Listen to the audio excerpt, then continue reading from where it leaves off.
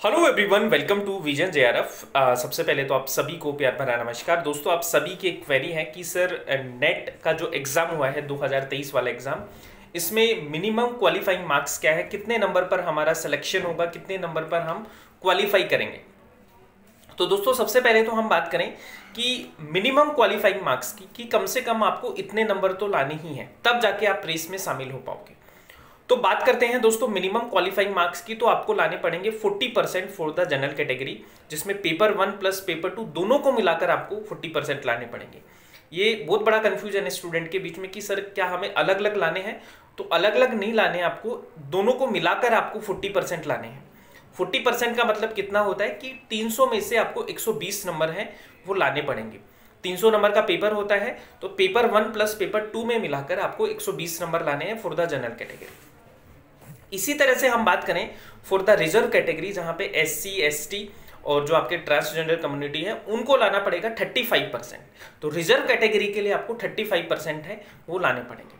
बात करते हैं दोस्तों नेट और JRF के लिए कि कट ऑफ क्या रहेगी।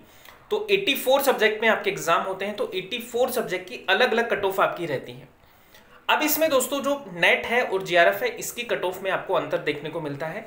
तो नेट की जो कट ऑफ है वो JRF से लगभग, है ना, अप्रोक्सीमेटली, अलग अलग सब्जेक्ट की अलग अलग होती है इसमें, तो 1 से 2% आपकी कम रहेगी नेट की, और JRF की 1 से 2% ज्यादा रहती है नेट से।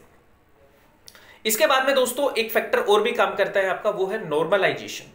तो जिन सब्जेक्ट के, जिन विषयों के एग्जाम 2 शिफ्ट में हुए हैं, तो उनमें आपका नॉर्मलाइजेशन होना लगभग तय होता है, क्योंकि अक्सर ऐसा देखा जाता है कि शिफ्ट 1 से शिफ्ट 2 कई बार टफ आ जाता है या इजी आ जाता है। तो बच्चों के साथ में जो स्टूडेंट हैं उनके साथ में भेदभाव ना हो, डिस्क्रिमिनेशन ना हो, तो नॉर्मलाइजेशन है वो भी एक बहुत इंपॉर्टेंट रोल प्ले करता है आपके कट ऑफ के लिए, आपके जो मार्क्स आएंगे उसमें। तो इसके अलावा दोस्तों 2-3 चीजें और भी याद रखनी है कि जो भी आपके कट ऑफ मार्क्स हैं वो क्वालिफाइंग मार्क्स से काफी ज्यादा रहेगी।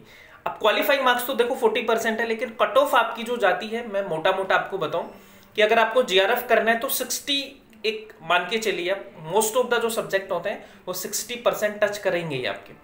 और नेट की मानूं तो 55 से लेके 60 के बीच में आपकी जो कट ऑफ है वो रहती है लगभग। तो आपका जो टारगेट है दोस्तों वो लगभग ये होना चाहिए, जैसे हम हिस्ट्री की बात करें तो 60 अबव आपका होगा तभी आपका JRF होगा, है ना। ऐसे आपके जो पॉलिटिकल साइंस है, हिंदी है, जो भी आपके सब्जेक्ट हैं, उन सब का आपको पता होगा कि कौन कौन से सब्जेक्ट की कितनी कट ऑफ है।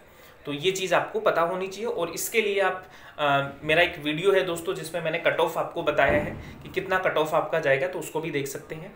और अगर आपने चैनल को सब्सक्राइब नहीं किया है तो जल्दी से आप सब्सक्राइब भी कर लीजिए, जिससे कि रेगुलर बेसिस पे आपको अपडेट्स मिलते रहें। आंसर की के जो रिस्पॉन्स सीट हैं, जो भी आपका आएगा उसको सबसे पहले अपडेट आपको विजन JRF अपने चैनल पर मिलेगा। तो जल्दी से आप सब लोग सब्सक्राइब कर लीजिए, और बाकी फिर मिलते हैं दोस्तों नेक्स्ट सेशन में। आज के लिए इतना ही है। Thank you so much, bye bye, take care and keep smiling, keep learning.